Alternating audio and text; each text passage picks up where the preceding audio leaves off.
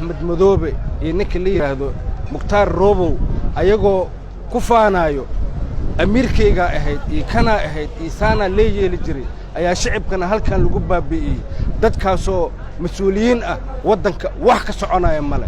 ماشى مركي يقول دمبيسي ير عن صاحبنا هاي أو ير ولالكي إسلقنا عسدان يركي صرف لها أو ولالكي أهمو سنجوجن لكن مع الأسف يركي كجري وكجيري ودي يدل يركل أو بناك تاجنين يدد ماشي السعودي حتى بجاجيال أيا كجري أو كبابع هنتدي نواتنا إلا هدساسي أبر برسنتها أو أركيسان مرك وحن شعب كسومالي تكعسنايا دباتدان نقصوا نقنيسا إن ملك السبع كسو في العليان دتك دباتدو وذوال أجيهاي مرك إن مال لوجسو وذي جيستو شعب كسومالي وباقيا ميدت كايشن مرك هالك إمادين مجرى يا داوعية والله ميد أو عن هدا أو قف أو حي عن أرجن ملا وحن أركينا دت يو جوجاي قف هدا مدحيس يلوجيس هدا ساك وحنا ما نجمع يلوجو ماشي يلا على الكلا داسر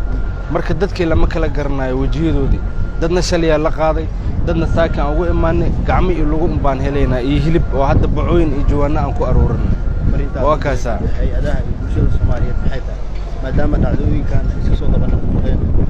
wallahi hay'adaha nabad sugidda iyo amniga waxaan ugu baaqayaa inay amniga aysan jilcaysanin waa ogtihiin dhibaatada wadanka taalo waxaan ka codsanayaa dawladda iyo madaxweynaha iyo qolooyinka amniga inay amniga iyo waxyaabaha shacabka ka soo gaaray dhibaatada ay ka feejignaadaan ma ahayn inay meel ay ku shiraan ee shacabkana halkaan ay ku baaba'aan shalay waxaan ogeyn Axmed Madoobe iyo ninka la yiraahdo Mukhtaar Robow ayagoo ku faanayo Ameerika ahayd kana ahayd Isaana leeyeel jiray ayaa shacabkana halkaan lagu baabi'iyay dadkaasoo mas'uuliyiin wadanka wax ka soconaya male